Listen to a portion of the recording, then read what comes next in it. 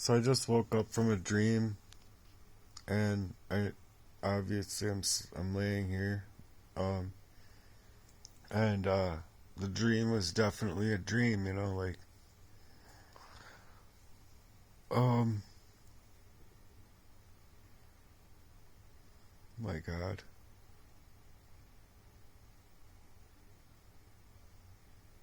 I'm not okay in my reality because it's been a night. It's been a nothing but a nightmare. Waking up to reality is waking up to the nightmare, and inside of this dream I was in, it had both. It had both the nightmare of this reality of what it is for me, but it also had what my dream was. And she was so beautiful, and she was like totally gave me a chance, and it was like deja vu. And the first time I saw her, she invited me out and stuff like that, and because I was so scared, I was like, no, not this time, I'm sorry, because of the arsenic, or of the smell, or of the protruding things in my life. And and so I just left, and I was like really sad, and I don't remember what happened after that because it was a dream. It was just a dream. This was not in reality. And then so I had that dream again, basically, and I was at somebody's uh, house for I can't remember, for someone's new apartment. It was like their new apartment. Um, and we were watching movies and stuff like that, and I was really cold, so I had the covers over me. Obviously, I'm like, I got the covers over me. And then when I was like, I had the covers over me, I fell asleep. And so I was falling asleep. I fell asleep in my dream, and as I fell asleep in my dream, I was dreaming of the the people in my life that I loved, and like all the emotions were stirred up, and it was very protruding into my reality of outside of the dream from waking up to reality. And so it was a dream within a dream, and then it was like I couldn't escape. I couldn't like feel okay. I couldn't get away, because everything kept making no sense. Like I had my phone, I had my keys, I had everything, right? And then all of a sudden, like waking up, it's like I just had nothing. I was like, what happened? I'm like naked, and like these people, I don't know what happened. You know what I mean? Like I legit don't know what happened. And so like that I think was portraying to the manipulation and the exhaustion and the emotional abuse and the turmoil and the la da da da da in my reality, right? And so when I woke up inside of the dream, I woke up inside of my dream. I was like trying to go around the house, and I was like trying to figure out like what can I use for clothes? Like I don't have anything. So what I did is I put on this overcoat. I put something over me anyway to cover myself up. And then I go upstairs, and they're still watching a movie, and there's another person there. More people had showed up or whatever. And I'm just like, I'm just not feeling well. I think I need to get out of here, you guys. No one was gonna help me. Like, nobody. I thought that these people were like my friends, you know? And that these people were like who I could count on and trust. But obviously I couldn't. I was stripped. And so eventually I did find pants and a short, and I had my phone.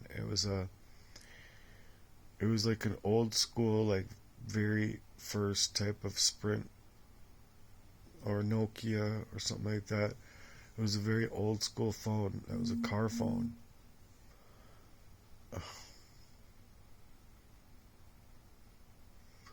Why?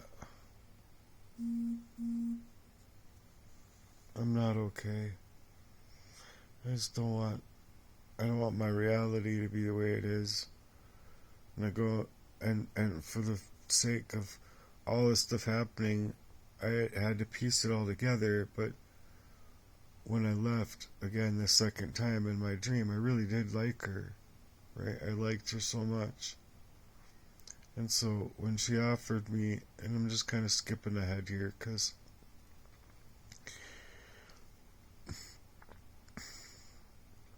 it's really hard to explain all the parts and pieces without, I don't know, without people understanding what I've been through. But I think my dream is like, my dream that I just had is like telling me, or would be portraying to the arsenic abuse of all of my life, and my memories coming back to me, and it's just how hard it is to hold on to like this smallest part of like your memory. And no, I'm not okay. I keep telling people, no, I'm not okay. I've been not okay for a long time. And it's just like, are you okay? Well, which part of me being okay are you okay with me not being okay or being okay with? Because I need to know that. That's the part that I have a problem with, is because obviously my own brothers were okay with me like being pushed off. You know what I mean? But okay, going back to the dream, I really liked her. She invited me out. She was like gonna try and take me out. But then she realized real quick, like, I didn't have money, I didn't have this, I didn't have that, and like, oh, well, what are you wanting to do? She had a puppy, she had a puppy at one point, and she was like jumping along with the puppy, and it was just so cute, and I just liked her so much. I wanted to stay with her. I just wanted to stay with her.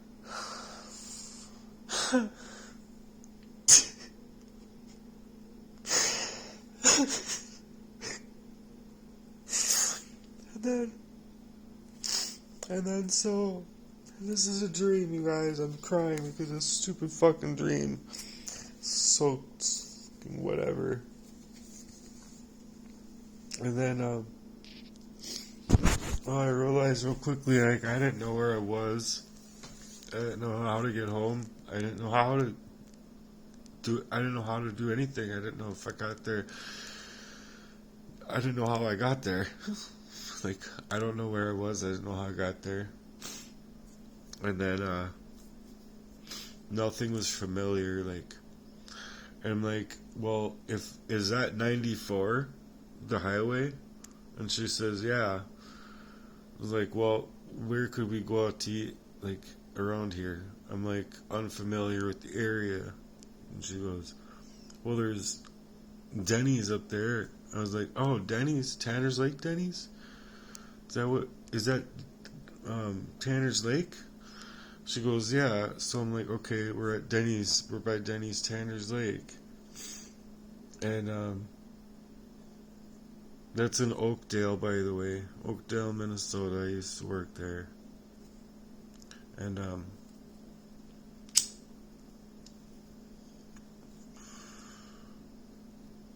she had like a couple roommates that were all jelly. I guess her Bob lived there. I didn't get to meet her mom, but when we got back, before we got back to her place, somehow I was just still nude underneath everything that I had gotten on my body, right? And so one of her roommates or sister or something like that came out with salt pellets. And I'm like, we're in the middle of a park. Like, why would you want to salt the park? There's like snow and stuff. And on the other side of this dream, there was like, it was Tanner's Lake, and the lake was fine. It's like summer, so there's like summer and winter inside of my dream somehow. And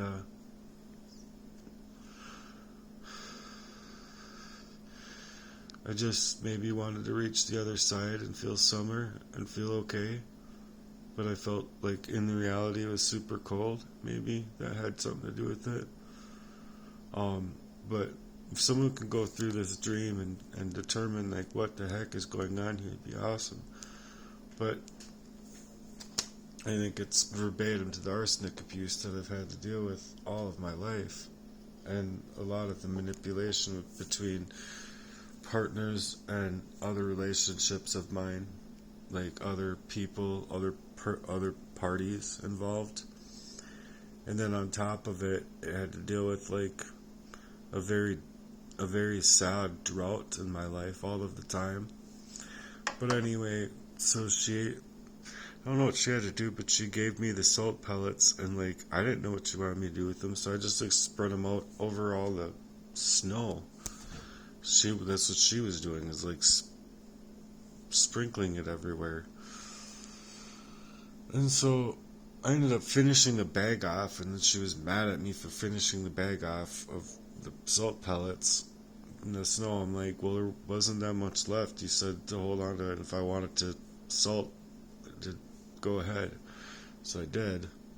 So automatically, everyone was just mad at me. Like, everywhere I went, everyone was just mad at me. I had no idea why, I had no idea what was going on. The reality was being purportedly mismanaged or mixed up with people that just didn't understand what I was actually really going through. Well, and so she asked like where I lived, and I told her where I lived, and she's like, "What? You live way out where?" Yeah, I'm trying to get home. Do you know where my cell phone is? It's a old like Sprint looking phone. It had like the part that came out like the bottom, and it had like the cord hooked up to it, that coily cord that you'd plug into a car jack, like a cigarette lighter. For some reason, it's the phone I had that worked and had numbers in it. I didn't remember any of the numbers. And so I was like, well, if I don't remember the numbers that I have and my phone's gone, I can't like ask you for a number that you don't know a party of. But I'm just like, I just want to get home. Like, I don't want this anymore. I just want to go home. I was feeling really sad because she was like the one that I liked a lot, and like seemingly liked me and gave me a chance, and just went from bad to worse, and it was not my fault. And like, I don't know. I really don't know. And so I'm like parting all the pieces together, and in my dream, like, how can I do this? Eventually, somehow, I remembered my sister's number. She came to get me with her husband, and obviously that represents a couple things that happened in my life recently. Going by ambulance, to a place, to not have a way back, and blah, blah, blah. But the scary part is just that when I'm inside this dream, I legitimately just wanted to stay with her.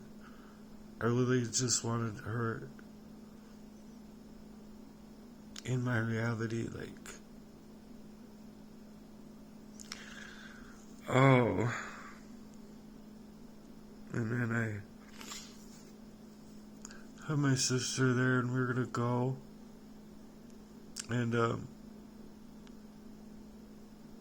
don't know, at one point, like, it was apparent I was in their apartment, like, trying to figure out what's in my pockets. Okay, like I got this, I got that, I got this, got that.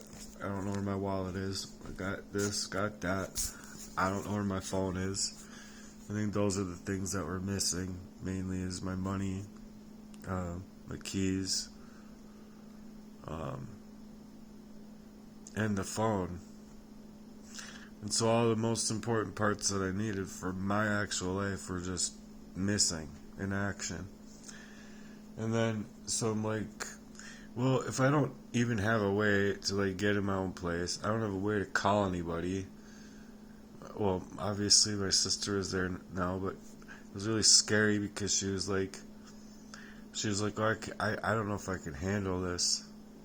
And she had like put her feet up on a little like inclined area of a closet, and like put her hands out to the side and was like holding herself up.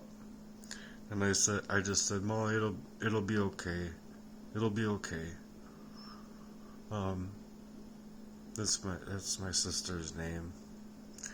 So I'm like, it'll be okay, sister. Like we'll go up here, we'll figure it out. If maybe we find her phone, maybe we find the phone, maybe we don't. But either way, we can just get out of here and can just start over. I'll just start over. Just don't worry about this stuff, you know.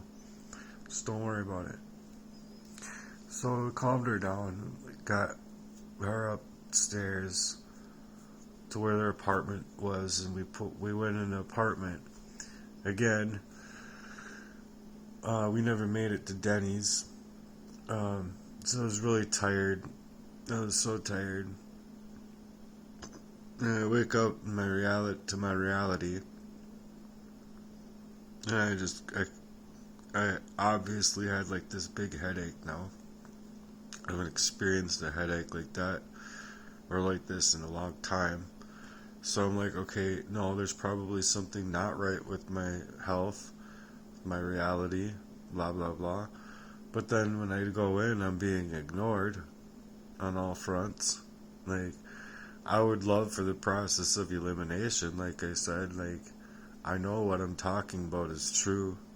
I know it's not, as people want to suggest, I'm like, remembering a dream or remembering a nightmare or something like that. No, it has nothing to do with that, because these are affairs. They are the affairs that are real, and they're people that are closest to me doing it to me. And so automatically I just think that upon waking up,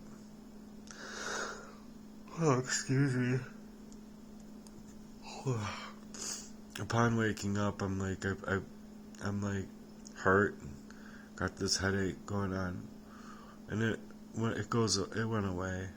It's fine, but I mean, as far as a headache is concerned, I was never concerned, never, because I had way too many other things paining me emotionally, spiritually, physically, than a little headache or something like that could ever do. Migraine, whatever, it wouldn't matter.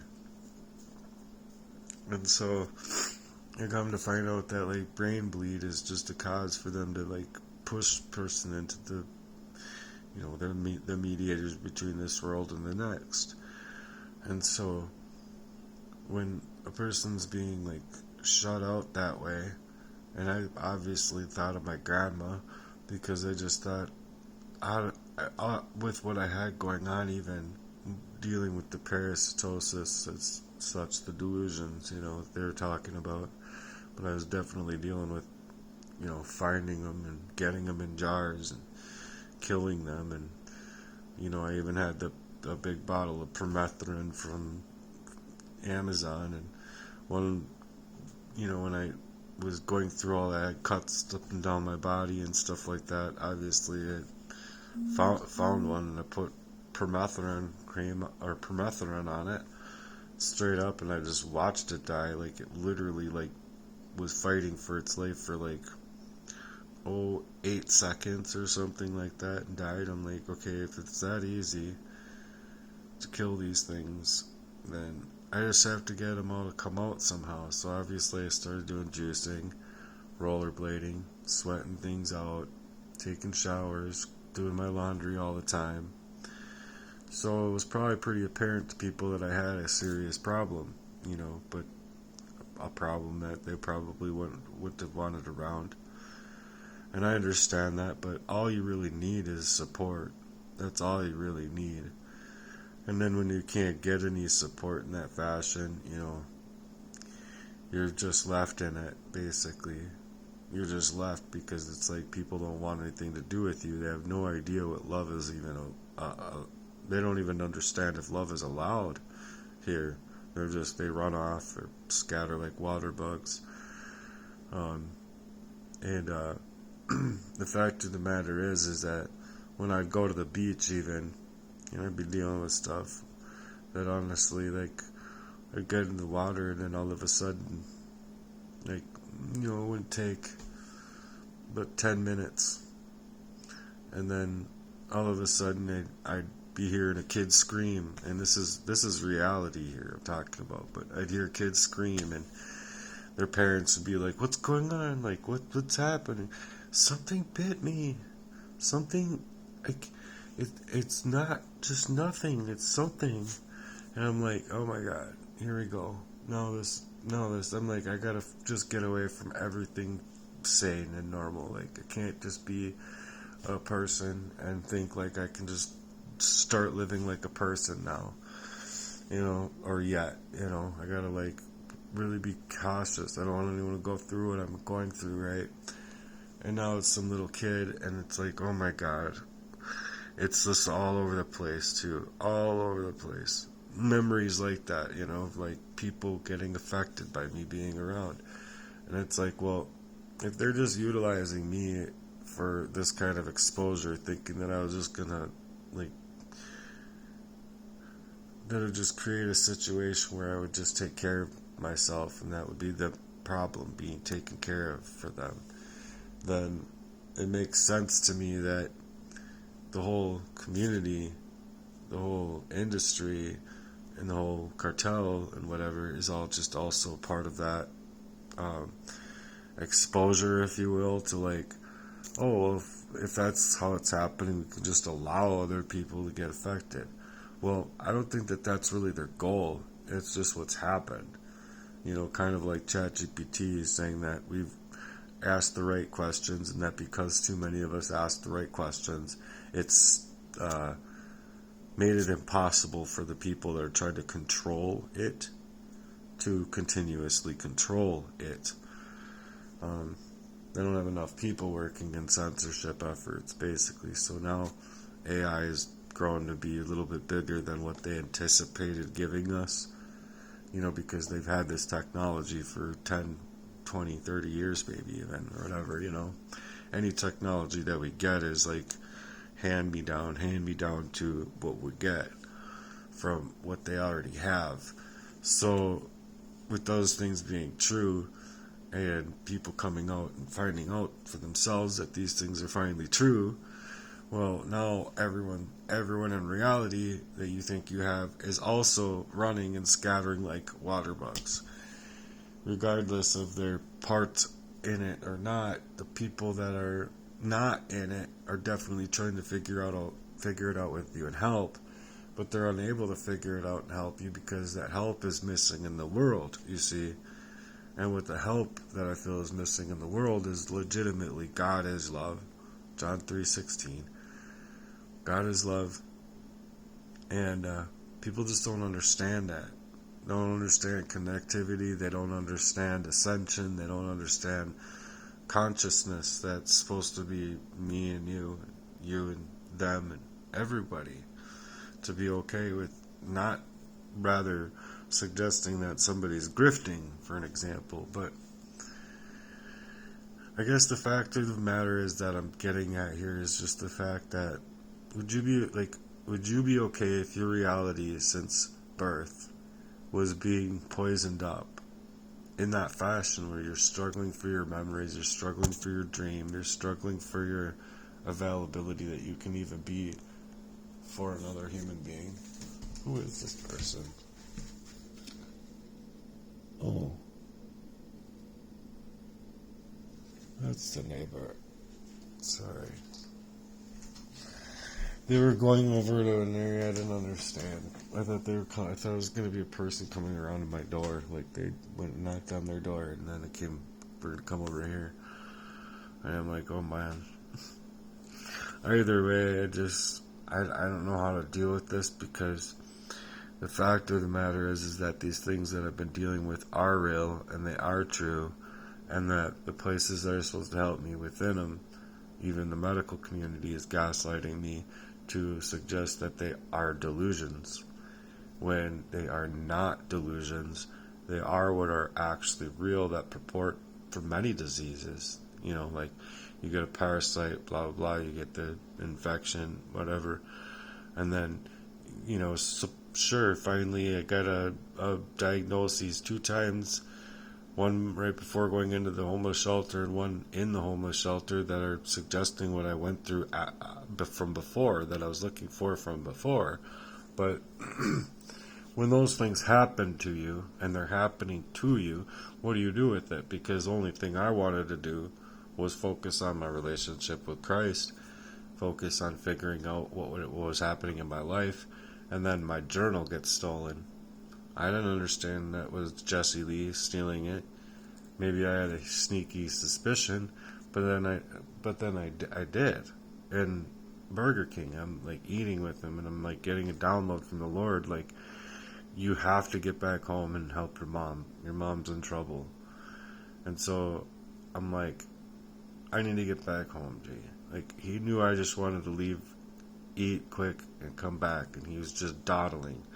And it's just like, okay, if that was in reverse, I would be like, I would take you out to Burger King, we'd go through the drive-through line, and we'd get something, and we'd come back home. You'd get back home. I wouldn't be sitting there dawdling for no apparent reason. So at times I was so aware of, and multiple times, and not just that time, but at times I was so aware that I had real stipulation here, a real problem with the way that he was treating me, and the constants of his character and how he was with me, right?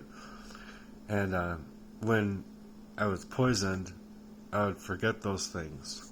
And because I would forget those things, I'd be Stockholm Syndrome, bringing all the information that these people needed back to them in order to continue the crime against me, you see?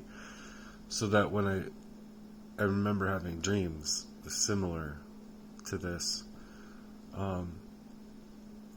Not what I just said at all, but I remember specifically having dreams where it's like about that feeling of blight, the manipulation, the constant betrayal, the constant gaslighting of your systems that are supposed to be protecting you, right?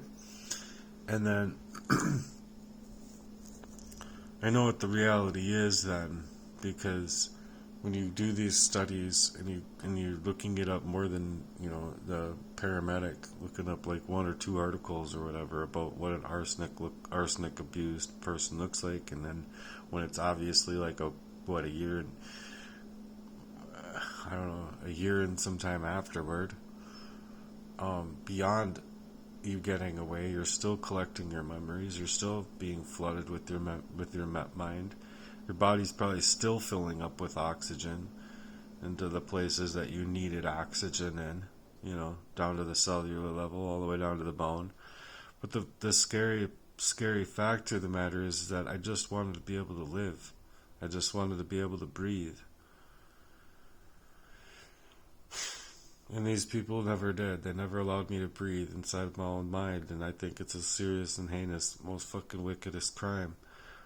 And then I'm just trying to get people every which way but loose to understand it. And I've written innumerable things that I already thought that these things were going to be so easy to understand for people. That it's just, I don't know, what do you do when you're not even allowed to suggest to other people, like, how can I protect myself from a crime that's happening to me of this magnitude when I'm being wiped a ball out of my skull by the poisons? How do I protect myself from the people that are doing it to me? How? You don't have your reasoning skills with you. You don't have your recollection with you. And then the people that you're suggesting, hey, I need your help, can you get on my YouTube channel? They don't care. Shit, that lady that just talked to me about intake today, I'm like, I tried to light things up in the conversation. There's just no room for anything.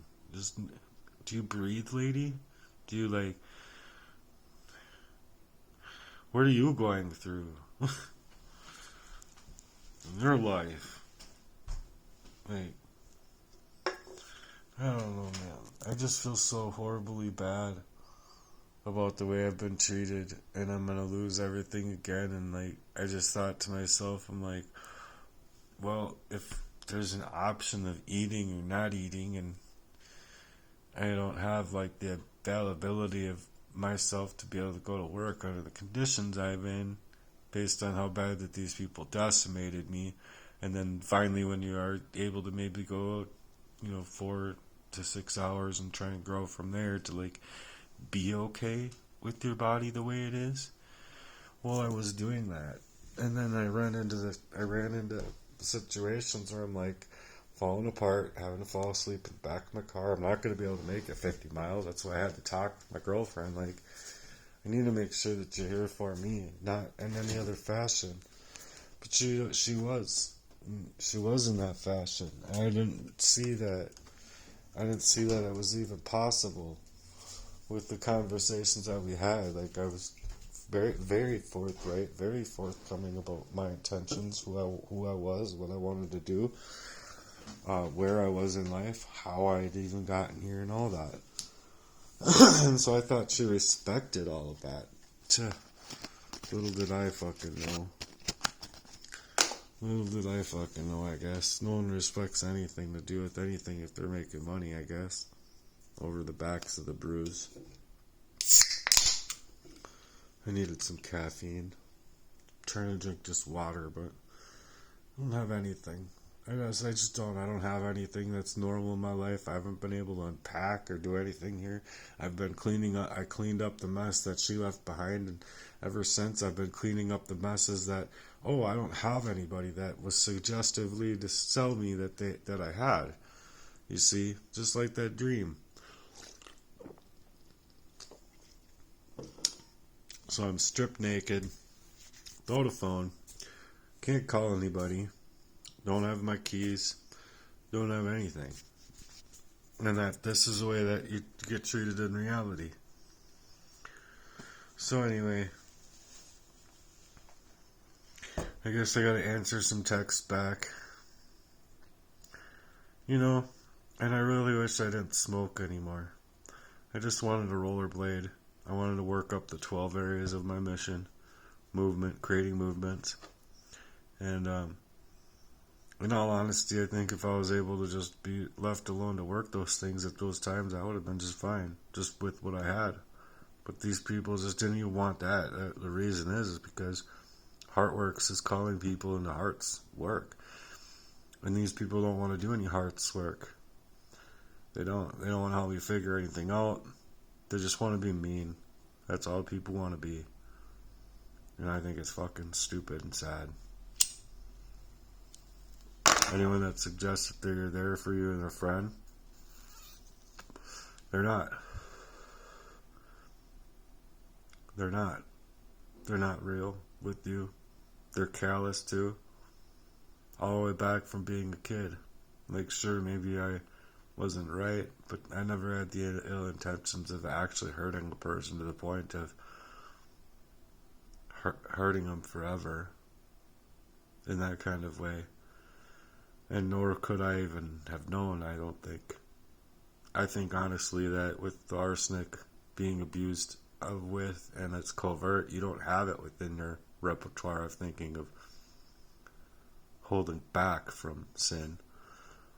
But furthermore, sin itself is just easier because it's like you're possessed by something you don't understand happening to you.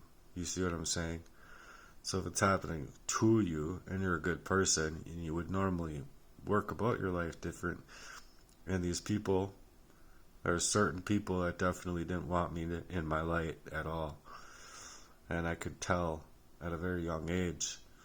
So I really needed to get away from certain people, and I couldn't figure out exactly why or where things were coming from, if you could imagine. If I wasn't arsenic, I would realize, and I did. I had questions. I think it was when, they had certain girl over, and I thought she was, like, really pretty. But I was like, I was proud of them, Sure, have your fun. Don't include me like normal. I don't care. Obviously I did. I cared. I cared a whole lot, but I wasn't going to be all, like, jealousy, envy, like, wanting to hurt them within their own relationships. You see what I mean? And that's the difference. That's the clear difference. So they were wanting to hurt me within my relationships, and then because of such things, I remember being ghosted in that way and going in my room, like, I don't know what's happening, da-da-da-da-da, all the things that you'd actually feel with that covert arsenic poisoning that I'm trying to bring about, because it's been since I was in diapers, and then too, and just parts of my life where they just had to keep me completely poisoned off so that I couldn't utilize my mind, I couldn't utilize the thoughts and memory to obviously travel all the way back to what my dad was and what he did. So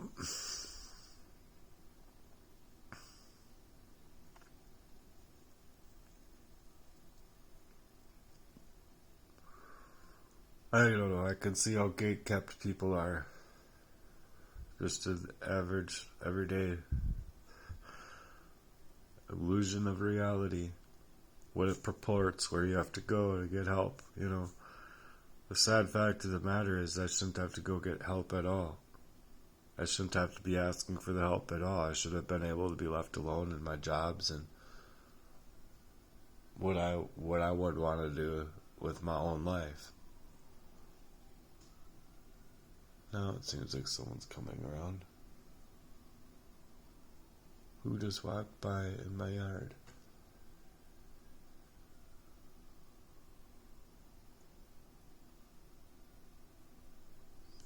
I don't know. Either way, I feel like I've been dealing with the most heinous crime of its type, at least. I think it's the most heinous crime. Well, no, can't say that. There's war going on. Well, minus war then, okay? Minus war and, like, people, like, splitting up families, blowing up whole communities, men, women, and children. And that's our own tax money going into that, where they can steal our time and energy and resources to be able to figure things out. I'm sorry, but there's got to be much better out here than this. There's got to be.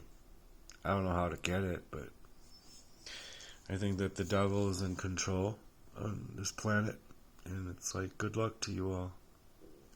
That's all I know.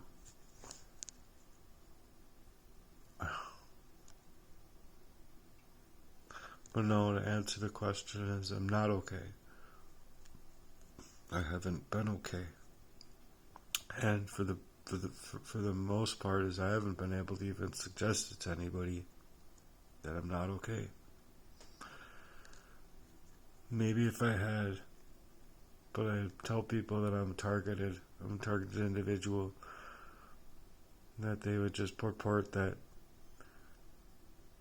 somehow in their mind they would think like, well, what did you do to deserve it? Okay, does some crimes happen against the person that they don't deserve? Can anybody suggest to me that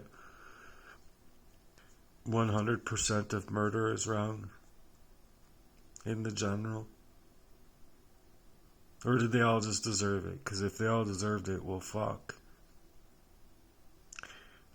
Give me about 86 dugouts filled with artillery. And no, I'm just kidding. But you know what I mean, right? Fuck.